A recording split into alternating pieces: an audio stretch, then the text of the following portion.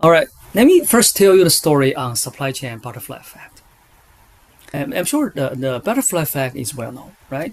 Which describes a natural phenomenon, right, in which a butterfly flapping its wings may cause a major storm.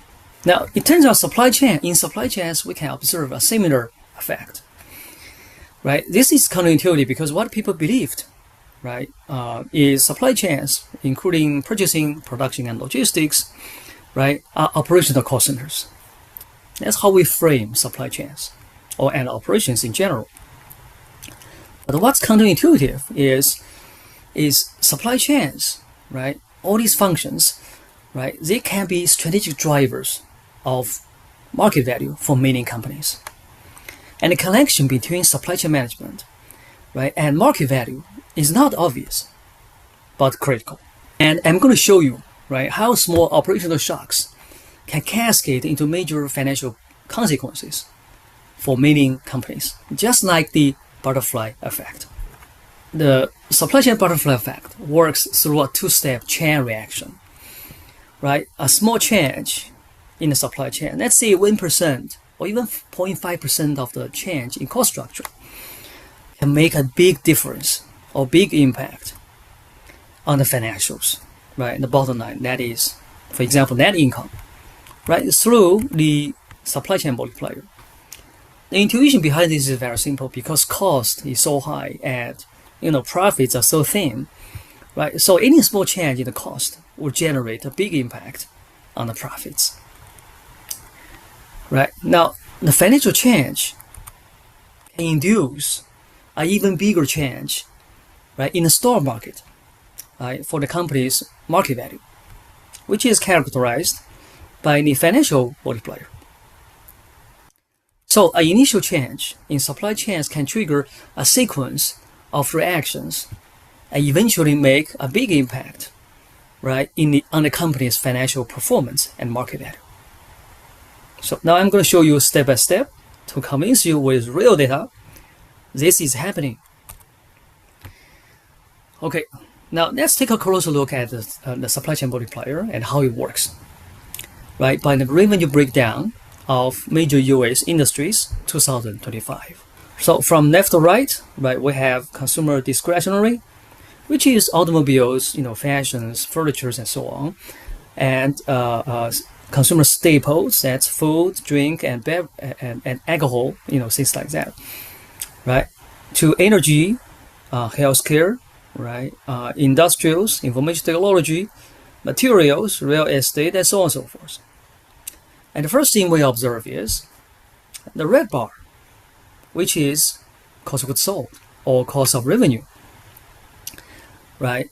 This is huge, right? Except for financials, right, which doesn't make any physical products, but for all the other industry, right, the cost of goods sold is the largest cost component, right? It accounts for more than 40% of the revenue, right? Typically from 40% to 80%. In comparison, right, the net income, which is in dark red at the top, right, is a much smaller portion of the revenue, right? Typically 4, 5 to 15%, no more than 20%. And I'm sure you know what is driving the cost of goods sold. It's supply chain and operations, right, such as purchasing, production, and inbound logistics, right? These are the primary driver of cost of goods sold. So now let's ask a financial analyst question. If we can save 1% of cost of goods sold, that is the red bar, by how much can we improve the net income, which is the dark red bar? It turns out the answer is simple, right? It is the cost of goods sold over net income, which we'll call this the supply chain multiplier. Why do we call this? Because this is the lever of supply chain on the financials. Right? Let's give an example. Right? Look at consumer staples. Right? Cost of goods sold, almost 75% of revenue. Right? It's the industry average. Net income is about 4% of the revenue. So which means for every 1% savings in cost of goods sold, we can improve net income by 19%. So the supply chain multiplier here is 19. And it is 10 for industrials, right? And it is about 3.7 for real estate, and so on and so forth. So if you look at the whole US, all the industries combined, excluding financials, right? 1% saving in cost of goods sold will generate a median of 10% improvements on net income. That's how much impact, right, supply chain can play on financials. Now it turns out, right, the supply chain multiplier is also company dependent, even if the company come from the same industry. And here I'm showing 3 consecutive years, right, revenue breakdown for a few major companies. You can pick up your own, but here I'm showing for Amazon, right, for which the supply chain multiplier is 8. So 1% change in cost of goods sold can generate 8% improvements in net income for Amazon. For Costco, right, it's 42. For Walmart, it's 25, and for Apple, it's 2. So essentially what I'm saying is, right, the supply chain multiplier can vary significantly, right, over different companies, right? So we need to look at this case by case, just like the butterfly effect, right? It may not generate a huge storm every time, but a big storm is definitely possible. Let's now look at how the market responds to earnings, right, which is tightly connected, right, to net income.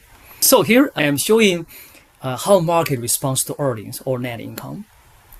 So by plotting the net income and market cap over time, right, for some companies. Here I'm showing you an example of Walmart, right? If you overlay both curves over time, you will see that they can be highly correlated. And the movements, right, are actually highly synchronized. Movements, I mean the incrementals, right? So what I'm showing here is for many companies, they have highly synchronized movements of net income and market cap, which proves, right, there is some kind of causal relationship between them.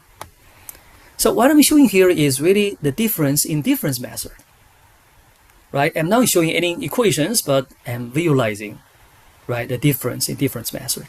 Let's calculate the financial multipliers, right, to understand, right, by how much the net income changes can be translated to market cap changes, right? So here I'm building a simple linear regression model, right, between net income and market cap. Using Walmart as an example, right, we'll find that here is the regression equation, right, with R square about 68%. And here is how we interpret the regression equation. For every $1 billion increase in net income, right, Walmart can get on average about $43 billion increase, right, in market cap. So the financial multiplier here is 43, and R squared is 68%, which is quite strong. Now let's put things together, right? We know the supply chain multiplier, we know the financial multiplier, right? Let's now calculate the compounding effect for Walmart. In year 2025, 1% of cost of goods sold for Walmart is about $5 billion. But the supply chain multiplier, which is 25, right, come from the previous slide. So 1% change in cost of goods sold will generate a 25% change in net income. Actually, in this year, Walmart's net income is about $20 billion. And the financial multiplier, which is 43, right? The market response to 1% change, right, in cost of goods sold is 43 times 5, which is $215 billion. That is about 27% of Walmart's market value in this year. And so, right, for Walmart, right, 1% change of cost of goods sold, which is $5 billion, can never, right, $215 billion change, which is 27% of Walmart's market value.